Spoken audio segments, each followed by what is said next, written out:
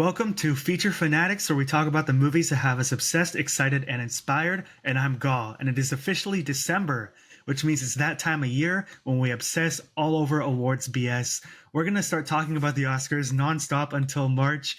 Since our early Oscar talk last year was a huge hit, we thought it was only right to bring it back, including one of our guests from that segment, and a dear friend. He's the Cinema Dispatch on Instagram and the president of the Critics Circle. It's Hunter Friesen. How are you today, Hunter? Oh, thank you. I must have won last year if you brought me back and not Jacob. So I'm happy to be here to hopefully reign dominance again. But obviously at this point in the season, we're just throwing darts to a dartboard. Yeah, well, great to have you back in the recording booth. And joining us as well is the man you may know as the awards contender on YouTube, who creates videos reflecting on Oscar wins and snubs in the past and predicting the yearly race to the gold. It's Mr. Brian Rowe, and it's our pleasure to have him talking with us too. How are you today? Thanks so much for having me. I'm great. Happy to be here. Yeah, so I thought, last year we did this and it felt like a big hit, just getting into where the awards race stands, because especially now we're about to hear next week from the Golden Globes and Critics' Choice for their nominations, and that starts this big competition that we get really invested in. And so, what are some like big hard hitters? Some ones that we think are like more obvious, or some ones that may have just come into play. What do you guys think the awards race stands overall? So I would say the three big heavy hitters are Oppenheimer, Killers of the Flower Moon, and Poor Things. Poor Thing is not, as of this recording, Poor Things has not come out yet. I saw it at the Telluride Film Festival, like the first day of September or whatever that was. And I was like, oh, this is going to be big. Like, this is going to do very well. And I still think, even more so than Killers of the Flower Moon, I think the biggest threat to Oppenheimer in Best Picture is going to be Poor Things. People are going to love this movie. Mm-hmm. Yeah, Hunter, I don't know if you watched it. I'm watching it on Tuesday. Have you seen it yet? I saw it about 3 to 4 weeks ago. Yes, so it's been one of those. It was one of my most anticipated of the year based on Yorgos Lanthimos, and it definitely delivered on that. I'm glad to see 3 movies at the top that are all like one of the year's best movies. Obviously, you can make an argument for each of them. Yeah, so we can read through this. Like I have sort of 10 now on my gold derby that like are where we stand now are the ones likely to get in. So I have down here Oppenheimer, Poor Things, Killers of the Flower Moon, The Holdovers, Past Lives, Maestro, The Color Purple, Anatomy of a Fall, American Fiction, and Barbie, which, a lot of people are saying Oppenheimer's in the spot to win. And I think the only ones that right now I can see are a reasonable threat to win are Poor Things and possibly The Holdovers. I don't know if I see Flower Moon winning Best Picture, but it's certainly going to get nominated for around even 10. So it's definitely like not moving from a lot of the nominees. Yeah, I don't know about Killers of the Flower Moon winning Best Picture. I know it just won Best Picture at the New York Critics Circle. So I was like, oh, okay. But I don't know. I'm one of the outliers. I didn't really like Killers of the Flower Moon. I thought it was way too I just said it's one of the year's best movies, and here you come with this? Oh, my. I'm with Hunter here. Yeah, no, I admired the movie more than I liked it. I found the last hour of that movie a struggle to get through. That's how I responded to that film. So I am perfectly happy getting a bunch of nominations. I'm not going to be, championing it to win Best Picture over 2 masterpieces in Oppenheimer and Poor Things. Yes. And it's also kind of in this, Cam, you need to win, Best Director / or Screenplay, or there's no set in stone rule, but you need a big award like that to go along to secure your path to Best Picture. And in terms of those 3 movies, Oppenheimer and Poor Things have better chances of adapted screenplay, and obviously Christopher Nolan, Best Director, is obviously don't want to get ahead of ourselves, but he's looking more and more like a lock every day. So it's one of those things where the path to winning Best Picture is easier for Oppenheimer and Poor Things than Killers of the Flower Moon, which is still in a strong 3rd place position, at least what I see it. And I certainly agree that, but I also wouldn't rule out like original screenplay and picture for Holdovers. I mean, it's kind of the perfect one to like unify people. A lot of people are saying it's like such a warm film. That's what a lot of people took away from it. It's also got a little bit of prestige. We could certainly talk about like, is there a performance so far from what we've seen? I know you guys have seen most of it, but like, is there one that we're passionate about this award season from any of the acting categories? Oh, my big one is Greta Lee for Past Lives. Like every list I see, she's like number 9, and I'm like, and when I think about it, I'm like, she's probably gonna miss. It's a very subtle performance, but that's the performance of 2023 that just knocked me out. I thought she was great in that. She's so moving at the end, and that's my favorite film of the year, Past Lives. So I wanted to get in. It's also mine, actually. Yeah, I feel like there's a lot of passion for the movie. Like I just recorded my best picture predictions, and I'm like, Past Lives is kind of at the bottom of the top of the 10. Like it's not, which is scary. I don't think it's guaranteed a nomination there. I think it's pretty safe having 10 slots versus 5, but I don't know. I'm still like, man, if this thing only shows up in original screenplay and nowhere else, I'm going to be very devastated. I would love to see it get into picture, actress, and original screenplay. Yeah, I think that's a solid outcome. But yeah, Greta Lee, with every sort of thing, with every sort of new development, it seems like she's getting lowered on that list as much as I would love it, because I just liked her so much. And I think like she's one of those where like she's also, first of all, had a huge year, great like personality whenever I see her in interviews, like in terms of like a cool real life person, and like definitely speaks like great first time nominee. But I don't know, who do you guys have now for actress under your, I don't know, I guess you're 1 through 5? I could start with mine. I mean, this is only in terms of getting nominated. I'm not talking about winning it all yet, but I'm thinking the locks right now are like Carey Mulligan, Emma Stone, Lily Gladstone. You could fudge around with the rotation on that, but they're all locked in.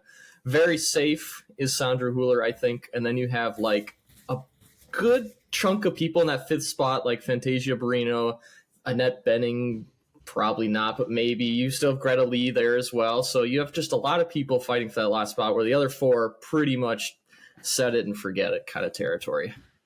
Yeah, that's where I think Greta Lee has a chance, and that the 5th place slot is open. Like there's not 2 other people that are like fighting it out for, like it is a group of a lot of performances that could get that 5th place slot. We usually get a couple surprises on Oscar nominations morning if there's enough passion for Past Lives, it gets into picture. Like I feel like that could happen. Like Fantasia Barrino, I'm like, she might take it. I'm hearing good things about Color Purple, but isn't this like her first movie? I mean, she's very new to the cinema scene. I don't know if there's going to be enough passion for Barrino to get her in versus like Danielle Brooks, who I think is probably going to be the front runner in supporting actress. And a lot of voters will think, oh, we'll reward the movie there and not so much an actress, maybe. Yeah, it's also Black women in Best Lead Actress have unfortunately struggled the last 2 years, which we've seen. But like, I'm not saying that's necessarily the thing that's bringing her down, but it's just an unfortunate pattern. But for the 5th spot now, I have Kaylee Spaney, just because I don't know, I really liked her in that movie. I think like she won the Venice Actress, and it seems like there's a lot of passion there, but I don't think that's set in stone at all. She could easily get booted by like Annette Bening or even Greta Lee. Like, I like Nyad as opposed to some people, but I liked it. Like Annette Bening doesn't necessarily like need that nomination to boost her career, as opposed to like, I don't know, thinking about like you said, Kaylee Spaney, Fantasia, Greta Lee. Those are like newcomers, not newcomers, but like more rising stars, which would be cool to see them get that spot. Yeah, it is interesting. Interesting you talk about that, where it's Annette Bening with like 4 nominations, and we're trying to get her a win at one point. We kind of thought Nyad would be it, and not good enough to do it. And then you have like Greta Lee, Fantasia Barrino, Kaylee Spaney, who are like pretty much been in no movies before this to an extent. So it's kind of an interesting case of like rankings and stuff like that. Yeah, that was kind if we don't consider Pacific Rim Uprising a movie. I've not seen it, so I can't say. But I have no disrespect to You know, whoever's is Greta Lee in that, I'm guessing. Oh no, Kaylee Spaney was in that. I guessed wrong. Damn it. I see. That shows what I know.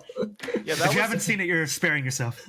Kind of the point I was going to make would be if on Oscar nominations morning, the 5th place slot goes to Annette Bening for Naiad, and she has no chance in winning, but she gets her 5th nomination over someone like Greta Lee, who I think that would just be a much better nomination for like a first timer rather than just the veteran. Like when Glenn Close was nominated for Hillbilly Elegy, that kind of thing, where it's like, okay, kind of a waste of a nomination. Like she has no chance in winning. Why are we just giving her another one? You know, I don't know. That's true. That's totally true. I definitely see Annette Bening also being someone who gets like a SAG nomination, and obviously with the Golden Globes now it's six people per nominate or per category. She's definitely got a better chance there. Yeah, they added even more. So now the Critics' Choice and Golden Globes are like, let's just nominate everybody. I didn't know that. Okay, that changes the whole game for me because I have 5 under my Golden Globes. Yeah. But honestly. Golden Globes are now 6. Critics' Choice are 5 through 10. They don't care anymore. Whoever wants to be in, they'll throw them in. That's insane. No, I think Annette Bening is a lock for Golden Globes because they go for their friends a lot, and probably Natalie Portman for May December, which I watched last night. I was a big fan. Brian, I didn't see a review yet, but we'll get into that in a sec. But I do think Jodie Foster like outacts Annette Bening in Naiad, just me. Yeah. So, and I did have her under supporting actress until today, when I booted her out my 5th spot for Julianne Moore in May December. But right now I have Divine Joy Randolph, Danielle Brooks, Taraji P. Henson, Emily Blunt, and then I guess one of the seasoned Oscar winners in their 60s, Julianne Moore or Jodie Foster for that last one. I have Penelope Cruz for Ferrari and America Ferrera for Barbie in there. I think people are reaching with America for. I don't know. I honestly thought Ryan Barbie's Gosling was a reach. I thought Ryan Gosling was already a bit of a reach, but like Jamie Lee Curtis after that happening last year, I'm like, yo, like with America Ferrera getting the Jane Fonda Humanitarian Award this week. Like, yo, she's having a year. Well, I just think if Barbie gets into picture, maybe director, gets into supporting actor, screenplay, I'm just like, if there's a lot of love for Barbie on Oscar nominations morning, like that monologue that Ferrera has in the movie is one of the best scenes in the whole thing. And I think a lot of people really love her. Like, she's fantastic. She's been so great for many years. So she's kind of on the bubble, I think. I think she could do it. Jodie Foster and Julianne Moore in a weird way might cancel each other out, I feel like, because they're both like these veterans in the field, and on one hand I get you, but on the other hand they're like so beloved by like they're like Julianne Moore's like friends with everyone, Jodie Foster's so beloved, they're like, hey, this is our friend, like sort of like a Judi Dench thing. Supporting actress is exciting this year. Yes, it's like so many things. I love Rosamund Pike and Saltburn. I think she should get in, but I do feel kind of disappointed. I've loved Emily Blunt for so many years. I think she is the weak link in Oppenheimer. I think her character is a little underwritten, and she doesn't get a lot to do in that movie.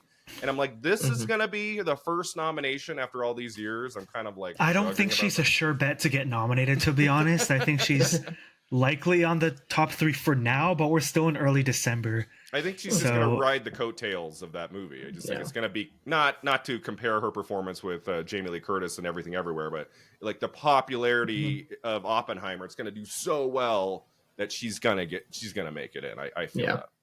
They've been moving her around just as much as Cillian and Robert Downey Jr. They've definitely like packaged those 3 together. Like if you vote for one, you vote for all 3, which in terms of Oppenheimer being the steamroller in terms of getting nominations that it is, you got quite a good chance for her to get like that 3rd, 4th spot. And people know she's never been nominated. Like people know that. And I think that's going to help her.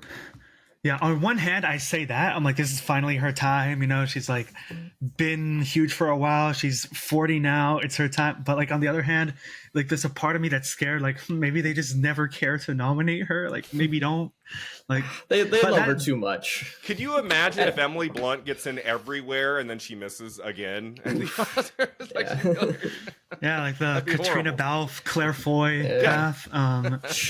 I mean, the Golden Globes and Claire Foy SAG for have First clearly shown their love for Emily Blunt over the years, so we don't have to worry about there. That's at least a good thing. Watch. They give it to Florence Pugh instead on Oscar. That would be. That'd be hilarious. I love Florence Pugh. I would be confused if she got recognized for that.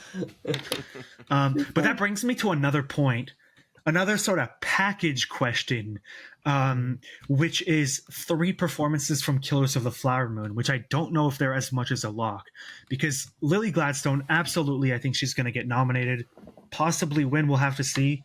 But we did see Robert De Niro get in basically nowhere for The Irishman a couple years ago, and Best Actor is so tight between 6 that I think we know that Leonardo DiCaprio could, I'm not going to say easily, but could possibly knock it in, only because of certain actors who have never been nominated versus Leo, who has won in the past.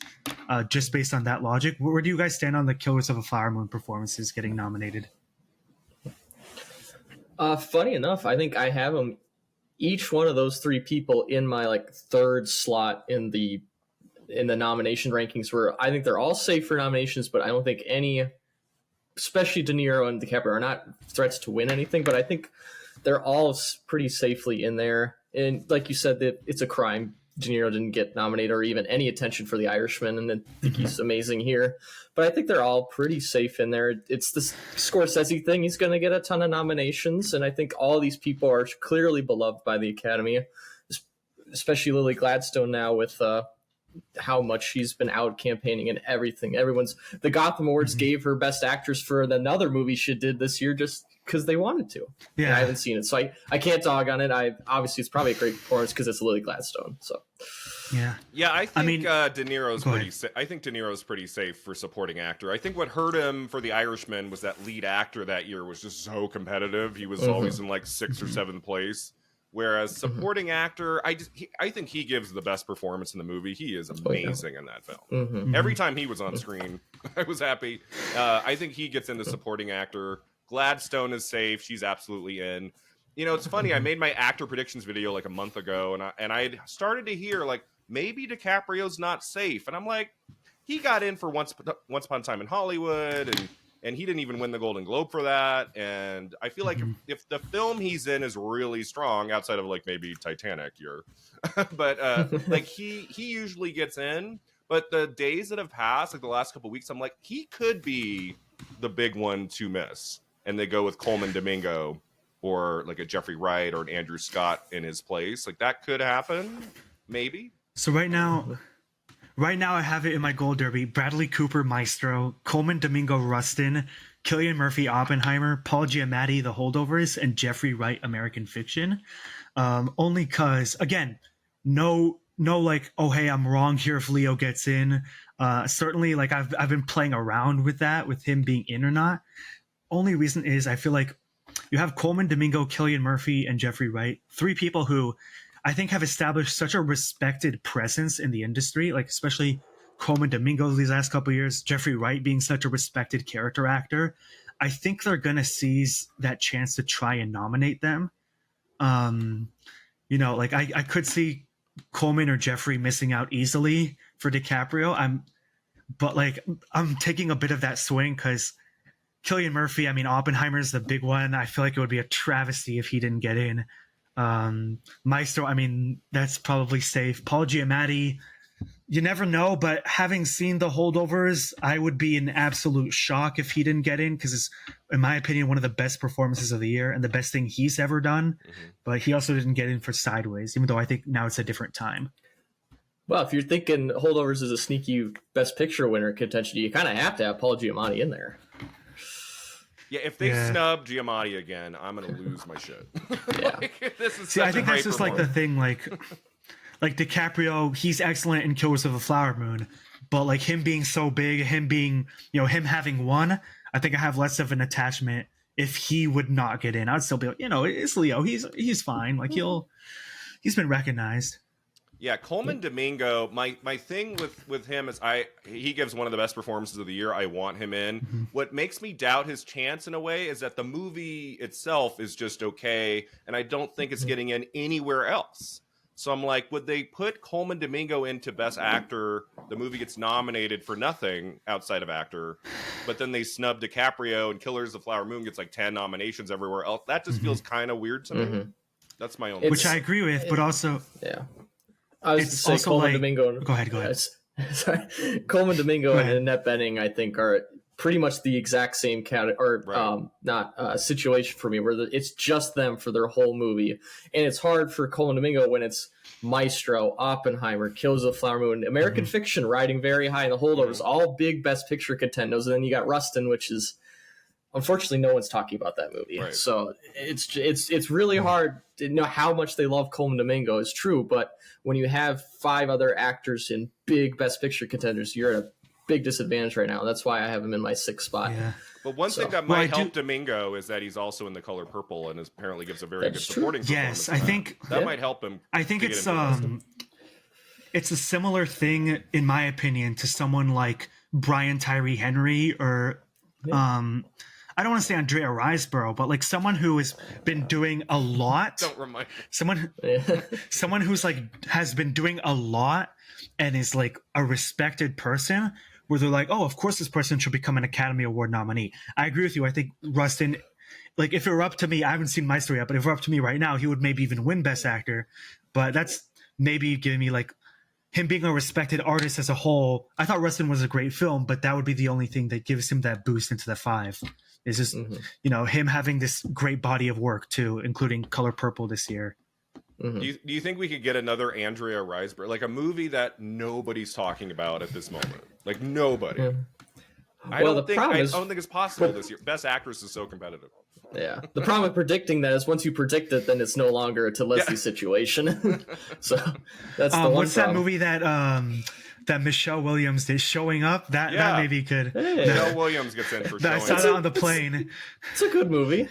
It's fine. Hong Chow for that. No. I would be happy Kelly Reichardt to get any attention she deserves. She deserves, and she'll never get it because that's just the kind of movie she makes. So who do we have now for Best Supporting Actor? Well, you got RRR, you got Ryan Gosling, Robert De Niro, and Robert Downey Jr. Yep. Obviously mix and match that, and then you got the Poor Things buddies of Mark Ruffalo and Willem Dafoe. But now, with both Gotham's and New York Film Critics Circle, Charles Melton, he was my 6th place, and I'm like, he's right there. It's a very, you've got the 3 tops, and then you got the 3 other people that are going around. It's fun. Yeah, I had Melton in 6th place, and I had Dafoe in 5th. I'm just like, they've nominated Dafoe for kind of smaller movies in the last 10 years, The Florida Project and At Eternity's Gate. And if Poor Things gets into all these categories, that would be weird to me that they would snub Dafoe. Like, I just feel like he's got a physical transformation. He's great in the movie, but then you also have Ruffalo, who, if I had to choose, it's close. I would choose Ruffalo over Dafoe. Like, Ruffalo is hilarious. He's amazing in that movie. See, I'll make a few points there. Willem Dafoe, he's a likely candidate. I could see him easily switching out Ryan Gosling or even Robert De Niro, just because, it's a little more passion for Dafoe since he hasn't won before. That's the only thing. That's a swing. Dafoe's just never won. Charles Melton is now in my number 3 starting today because I just watched that movie last night, and I'm laughing because up until now I only knew him as the handsome guy from Riverdale and Bad Boys for Life, and now I've watched him in May December, and he's like arguably outacts Julianne Moore and Natalie Portman. It's such like an interesting performance because the movie doesn't really tell you everything that he's going through, and you kind of have to. He's really he's shockingly good in this movie, and he won all this stuff now. So now I think he's a very likely choice to get nominated, even though a lot of people probably didn't know him before this year. Are we all being way too confident about Ryan Gosling and Barbie? Do we think? I think so. He could miss. I think people were like doing it for the meme for a bit. Like people were doing it because they like him and because it was a funny thing to say online. But everything ever all at once happened. For me, it just reminds me of like Michael B. Jordan for Best Supporting Actor for Black Panther. That was a big thing on the internet for a while, and I was like, guys, maybe not. It's Yeah, true, but Gosling's gotten 2 nominations before. They like him, and he is like one of the standouts of Barbie. If it does well on Oscar nominations morning, I can't imagine him not getting it. That'd be crazy. Yeah, he's definitely. I think he's right in there. Right in there, safely. It depends if the Barbie hype train is for real or just an internet thing. That would be wild if Barbie shows up in like 3 tech categories and nothing else. Like, that would be weird. I wouldn't be shocked. I feel like it could just be original song, costume design, production design. Wouldn't be shocked, but hey, I'm not against either outcome. Mm-hmm. And I do personally say I hope Willem Dafoe does get nominated, because I actually think he's one of my favorite performances of Poor Things. Obviously, Emma Stone is the standout of the movie, and she's absolutely incredible. I was not worried, but I was thinking Willem Dafoe is going to be more just like a featured role, and he's got a substantial part in the movie, and he's great emotional crux of it. So Yeah, it's kind of part of it. We'll have to just wait and see. Do the Golden Globes and other nominating committees go for that performance? Do they double up on Poor Things? and I know Melton's doing well right now, but I mean, the subject matter of May December, I was like, are a lot of Academy members going to enjoy this movie? Like, I can see. Well, the May subject December matter of Poor being a Things is like even weirder, arguably. But that's more of like a visual feast of like the imagination. It's No, a yeah, little no, bit I get what you more mean. Oscar caliber of a movie, I would say. No, I get what you mean. It'd be weird if May December gets 1 Oscar nomination, Charles Melton, and nothing else. That would be weird to me. True. I feel like it's got to do better than Actually, that. I mean, it could get in for original screenplay. Like, I wouldn't be shocked if it could bump out like something else in the 5 spot. Like, I don't know. Like, I'm not confident with Barbie getting nominated for screenplay anymore because of the whole original adapted debate, and weird. also. So I had Air at my number 5, and now I have May December instead. I am not convinced they would nominate Barbie in original screenplay. I don't know how. I mean, they're so I'm with you. particular. They nominated Whiplash in adapted because he had made like a scene of the movie to get funding for the feature a year before, and then they considered that adapted. I was like, okay, if they're going to do that, would they really call Barbie original? I mean, it's based on existing IP. So that's weird to me. Maybe it might just miss in both because it's so confusing. I don't know. I also hope, they clear it up soon, because we could get a situation where it's like Critics' Choice original screenplay nominee. Obviously, Golden Globes don't designate it, and BAFTA's like, oh, it's adapted there, and it goes back to adapted for the Oscars, and then you can't have that kind of confusion. And adapted is more competitive. Adapted is like stacked, so there's not really room. Yeah. Like 5th place is it. I have All of Us Strangers making it. I love that film. I don't think it's going to do very well, but I would love to see it get in there for Andrew Haigh. I think he is just a wonderful filmmaker, and he deserves that nomination. That's almost like 90% of the reason I hope Barbie stays an original. I'm like, I hope I really want All of Us Strangers to get at least 1 nomination. It deserves something here. I think I haven't seen All of Us Strangers yet. We'll get into this, but I think it'll do better at the Golden Globes even. But I have like 4 locks to get nominated for adapted screenplay, and then 5th place either All of Us Strangers or Zone of Interest, which is one of my favorite movies of the year. But it's not like a heavy dialogue film. It's more about like the directing and the atmosphere building. I have the Zone of Interest in, and oh, go ahead. Sorry. No, all good. All I'll say is right now, because I'm interested in what you have to say about Zone of Interest, but right now, like in terms of winning screenplay, I would only really say I could see Past Lives or Holdovers for original, and then American Fiction or Poor Things to win adapted. But we'll get into that. Yeah, screenplay winners is interesting. I do think The Holdovers is probably winning original screenplay. Like that seems pretty obvious to me. But adapted could go a couple ways. I know it depends. It's the same. It's almost the problem with Best Director. All right, but not a problem. But like Best Director and Best Adapted Screenplay are almost 1 for 1. Where it's like Christopher Nolan, Martin Scorsese, Yorgos Lanthimos, even Jonathan Glazer's in there somewhere down below. But like everybody who's nominated for Best Director is also pretty much nominated for Best Adapted Screenplay. So they decide, do you want to split it up, spread the wealth, or do you double up on Christopher Nolan or Scorsese or somebody? So it's a big if. Yeah. Right now I have Christopher Nolan or Yorgos Lanthimos are the only ones I could see winning Best Director. And then I also have Martin Scorsese, Alexander Payne, and Justine Triet. Even though if it were up to me, I would put in Jonathan Glazer at the top. But like, I don't see them nominating Bradley Cooper, unfortunately, because of the Star is Born snub. I do think people are reaching a bit with the Greta Gerwig nomination, but you know, I think Justine Triet or Jonathan Glazer will like be like that international film nomination. Could even be like 50-50, but you know, they almost need to get a woman in there. Yeah, I talked about that in my director video because I'm sad in that my 5 predictions are like 5 white men, and I'm like, there's so many wonderful movies this year directed by women. You have, Cord Jefferson, the American Fiction, and there's just it's like really, but when it comes to that international pick, I just feel like the work that Glazer does on Zone of Interest is so particular and interesting. And I think the directors in the Academy are going to recognize him for what he does in the Zone of Interest. I feel like that's going to happen. Yeah. And I will be the happiest person if he gets nominated for Best Director. It's great. It's him, and then Alexander Payne I also have way up there, only because he's been nominated 3 times before. Right. So the branch has clearly shown their love to him, and then one of the holdovers is announced as one of his best works. It's like, well, at that point, you kind of have to consider him as a top contender then. Like they nominated him for The it's Descendants. Like he's getting it, I think, for The Holdover. I think it's his best directed film personally, The Holdovers. Like it's all like the production design, the way he shoots it, it almost looks a bit like Fabelmans-esque. I feel like it screams like director nominee. I don't know. Yeah. Yeah. So we talked a bit about screenplay. We just talked about director. So one more thing about actor. Is there anyone we think is like a strong bet to win anything in acting?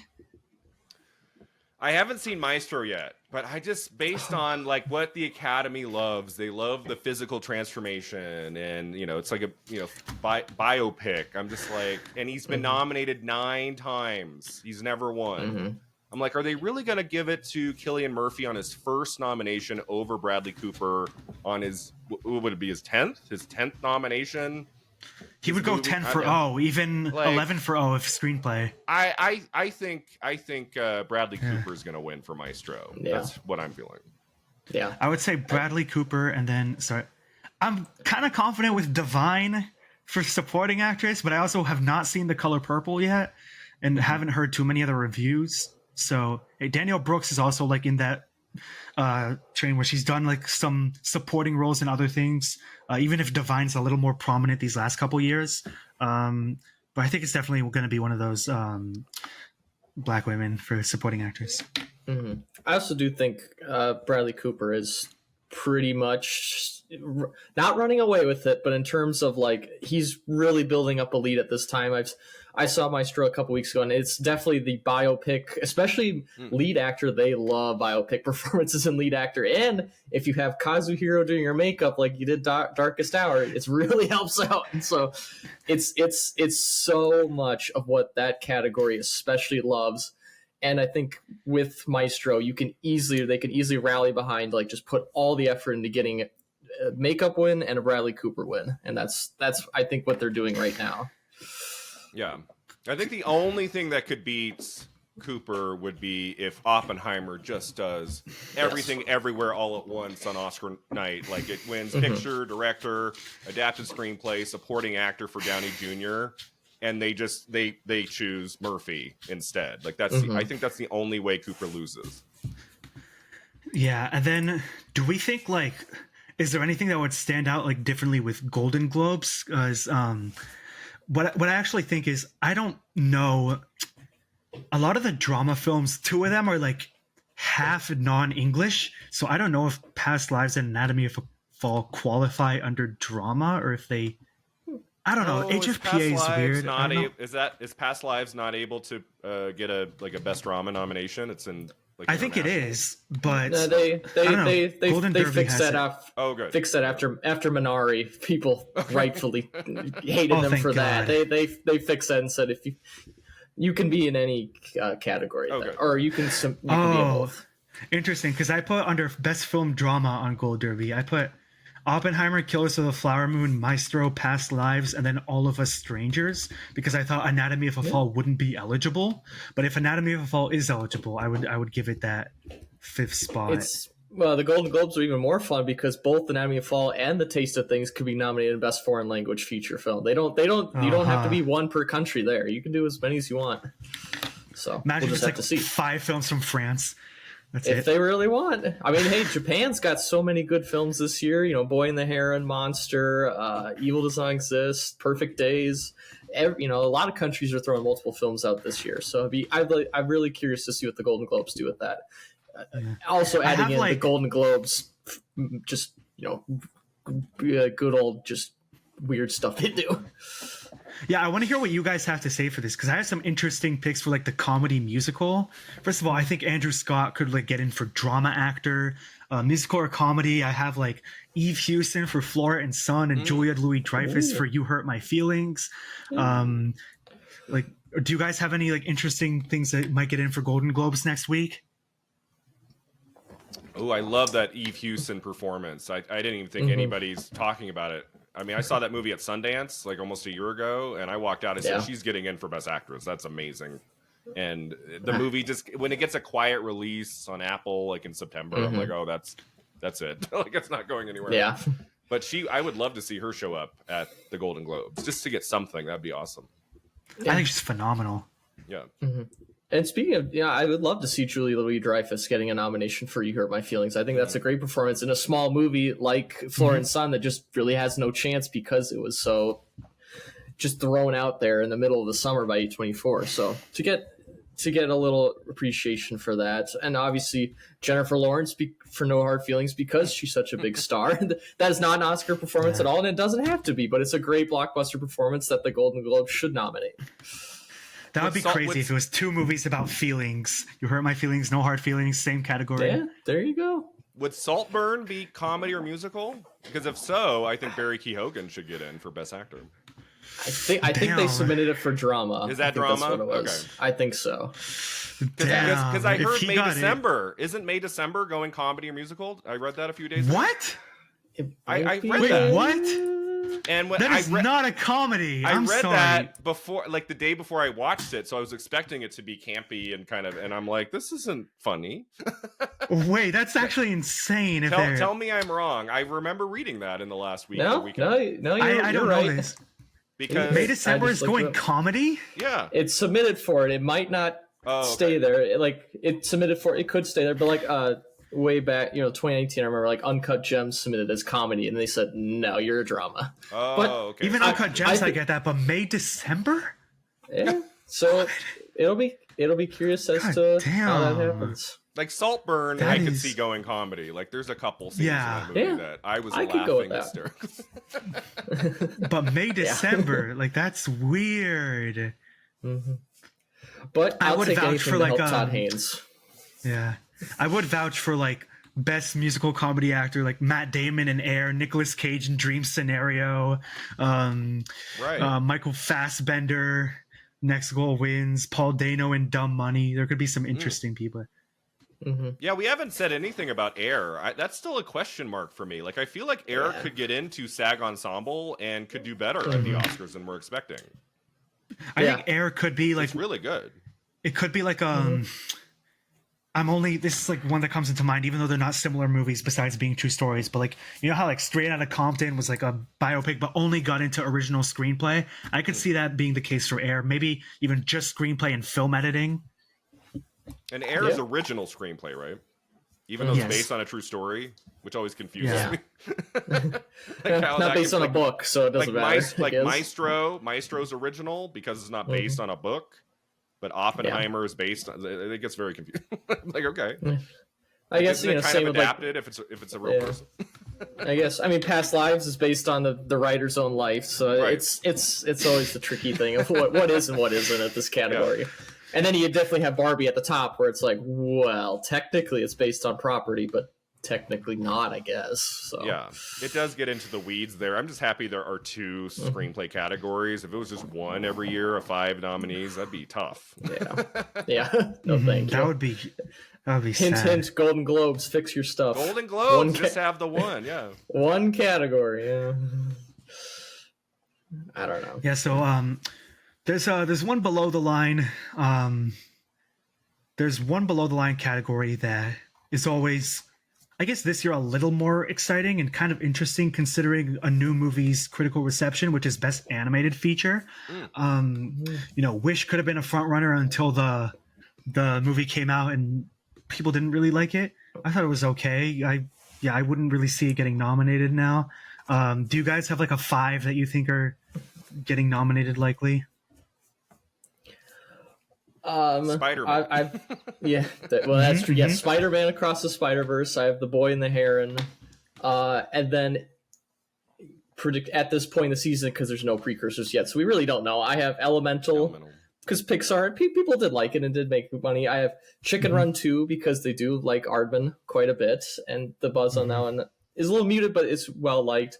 And then number 5 for the pure change up, I have The Peasants, which is a Polish animated film that played a TIFF that was quite good because stuff like Wish and like Teenage Mutant Ninja Turtles, I'm like, they could maybe get in, but who knows? At this exact moment, who knows is really all I could say. And it's not a fun answer to say, but it's like, it's the right one at this point. Yeah, so none of those I would argue with. I have right now Spider-Man, The Boy and the Heron, Nimona, Elemental, and Ninja Turtles, just because it has 96% on Rotten Tomatoes, which is even better than Elemental and Chicken Run.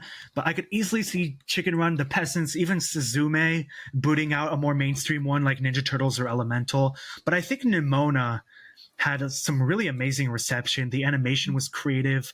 It was by far like the biggest mainstream animated movie to have a queer relationship. I feel like that one's more of a hard hitter than not to win, but to get nominated. And lately there's been at least one Netflix animated movie to get in. But I think Spider-Man's likely like 90% winning, even though Boy and the Heron is really well received. I feel like it was such a big cultural moment, and we saw them giving it to both Toy Story 3 and 4. People love Spider-Verse so much. It made more people went and saw it than the first movie. I feel like it'll win probably. Yeah, Spider-Man I think has this, especially since the last one won animated feature, and I was gobsmacked. I thought it was amazing. Like I think that wins animated feature.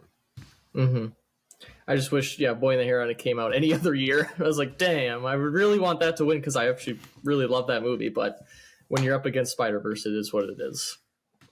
I'm excited to see it. I haven't watched that one yet. I haven't watched it yet, but do you think it would have beat out Guillermo del Toro's Pinocchio last year? Well, I guess, all right, maybe a different year than this year and last year. How about that? I'm going to keep rolling this bar. A year of no other animated film. Yeah. I'm going to keep rolling this bar until it fits my narrative. Soul. Yeah. Just keep Soul. Sure, we could do that one, but obviously that's 2020. But yeah. It's so funny when you play that game of like, if this performance had been a year after or the year before, they would have won. You know, and go down a long road with that one. Yeah. It's one of the fun ones. The what ifs. I love to do that.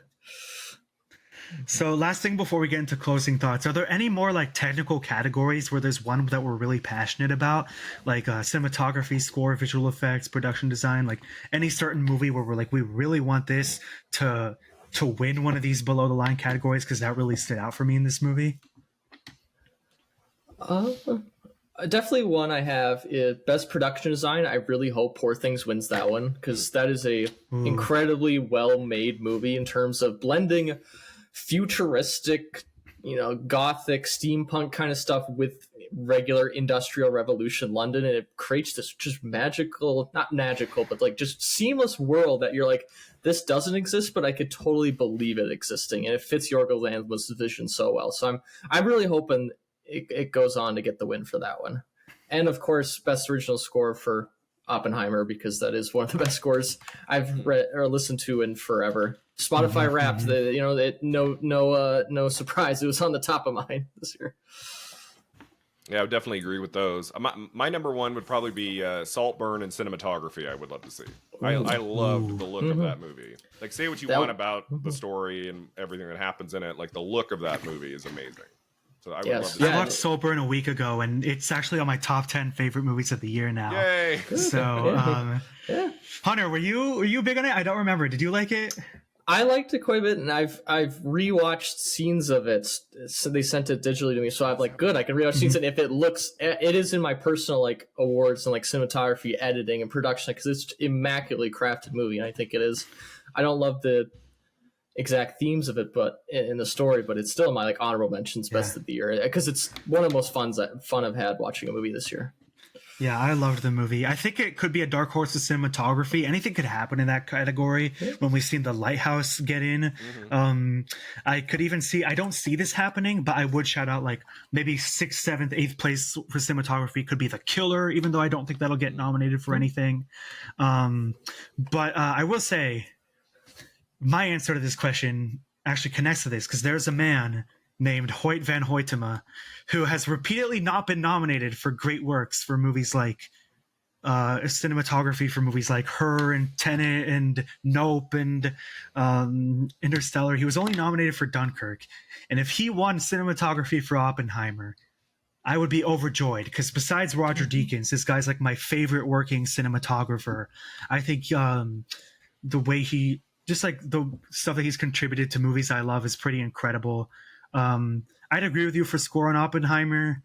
And besides that, I feel like visual effects going to the creator would be pretty awesome. Now that Doom Part 2 is out of the way, I don't know like how much I don't know what the chances are for Oppenheimer with visual effects, because like they seem to love practical effects, but not always. But like sometimes, yes. I don't know how it works with them with like practical effects. The curious case with visual effects is the creator, which is very visual effects heavy and is impressive work. But then you have Oppenheimer, which in this category, being a Best Picture nominee really does go a long way here, especially when it's a Christopher Nolan film and I don't want to say lack of visual effects, but the seamless use of it between visual and practical effects really does go a long way for that one. So we'll just have to wait and see how people respond to that, if they think of it as a visual effects movie. So that's the thing. Like Dunkirk didn't get nominated for that. Every other movie Nolan's done has pretty much won this category. So Tenet. we'll have to see. Who knows? Tenet, even I love Tenet, by the way. Have either of you seen real quick the Iron Claw? The new No, I didn't know it I've seen came it. out. I didn't know it That is screened. getting a lot of buzz, and I'm like, Yeah. I kind of have my like feelers out for that one. Like, could that do Yeah. well on Oscar board? Like, who knows? Unfortunately, Iron Claw. Sean Durkin is almost like anti-Oscar. He makes great movies. I see it in 10 days or something. I'm really excited for it, so I'm hoping. And I am not a wrestling fan at all. I mean, I appreciate wrestling, but I have no I'm introduction hearing to it. it's making people cry, and it's really moving. And so we haven't mentioned that title this whole conversation. We should. Yeah, that movie does look really good, but at this point, it seems like it might be one of those like sole screenplay nominations on a good day. But I don't know. Like there are some movies that come in at the last second and make waves. Like, but yeah, I have no idea. Too Leslie. There you Harris go. Dickinson, supporting actor, opening night or whatever. He's a very prominent actor right now. You never know. Jeremy Allen White. He's a wonderful guy. Zac Efron. Yeah, Best there you actor. go. Zac Efron boots out Leo and Jeffrey Wright. Oh, Zach takes Leo's spot. Can you imagine? there you Troy go. Bolton versus Rick Dalton. Who wins? And I can see Hunter in the background there. You like Leo. I do like Leo, especially in actually The Aviator. who doesn't? And then this Once Upon a Time in Hollywood was a gift to my dad at one point, Oh, and then he okay. never hung it up, and I was just like, I'm just gonna take this actually. So, but yes, I do love. Which of those two performances do you like more, Aviator or Once in Hollywood? Oh, The Aviator is one of my favorite films of all time, and I love Nice. Leo in that one. It's definitely. I'm thankful after Gangs of New York, Leo and Marty were like, we're just gonna do it again, do over. Yeah. Gangs of New York, great movie, not a great performance from Leo. So I'm glad they were like, all right, we can do it again, and then they knocked it out of the park. And Were Yeah, I you agree. Great movie. He's okay in it. Were you anti $1 Million Baby? Were you upset about how that shook out? The problem is I'm too young to have witnessed Right. that one, but I would have been I was upset too. if $1 Million I was there. If $Million Baby came out, because it came out December 31st at 11:59 p.m. basically, and came and stole from Marty again. It was like mid-December, and Yeah. Roger Ebert came out with the review of $1 Million Baby. Nobody had heard anything about it, and then it all of a sudden got all these raves. That was a late breaking movie, kind of like the Iron Claw would be, where it's at the very end of December comes out. Yeah. And then it wins everything. I mean, it was crazy. That hasn't really happened since. I feel like that's the last time we had a late December movie. No, now that really well. Now that film festivals have taken over a big part of the race, it's almost not impossible, but it's really difficult now for December stuff to be taking over. Yeah. I'm kind of thinking, imagine if the situation was the same, but it was a Richard Jewell review came and stole all the awards or some shit. Well, that did get nominated for something. Kathy Bates did get nominated for that one. That was a great movie, honestly. Hey, Richard Jewell, underrated. I thought Eastwood was going to do it again. He started shooting that Juror #2 movie a few months ago. I was like, he's going to wrap that thing in October and it'll be out December 30th. But I think they're still making it. I think it's 2024. Yeah. I don't know. Mule was okay. Cry Macho, I heard, wasn't very good. I don't he's a bit he either makes a really excellent true story or an okay movie. American Sniper was a late breaker too. That came out. Sully was great. Also, Sully going for sound. Who cares? Yeah, well, yeah. That's why I'm glad Clint Eastwood's doing Juror #2, because Cry Macho is one of the worst movies I've seen in a long time. I was like, thank God he's going to end on something a little better. I didn't end up seeing it. I thought Cry Macho was going to be the last one. Yeah, it was supposed to be, and I think I'm glad we're going to do another one. I was like, good, just end on something. There's no doubt it'll be something better than Cry Macho. This will be. Did he say it's his last one? Because I know he's 93, but he's Clint Eastwood. He loves this stuff. He loves working. He can make another one. I say he said Cry Macho's his last one. He makes this one. He could say this one's his last one, and then 3 weeks later he'll start shooting a movie, and then 4 weeks later it'll come out. It's Clint Eastwood. It could be whatever for him. Not everyone gets to be like Henry Fonda on Golden Pond. Your last movie is your greatest film. You often get a Jack Nicholson. How do you know? Oh, yeah. Welcome to Mooseport, Gene Hackman. Sometimes it doesn't quite end well. The good thing is Clint Eastwood's been rewarded before, so we don't have to worry about that. So. Wow, we definitely took a trip in time with this 2004 Oscars discussion. Yeah, but. Yeah, it's been a really great chat, and I'm even more excited now to A, update my predictions, B, watch Poor Things on Tuesday, and C, hear the Golden Globes and Critics nominations, which are coming out respectively on December 11th, and then I think Wednesday, December 13th for Critics' Choice.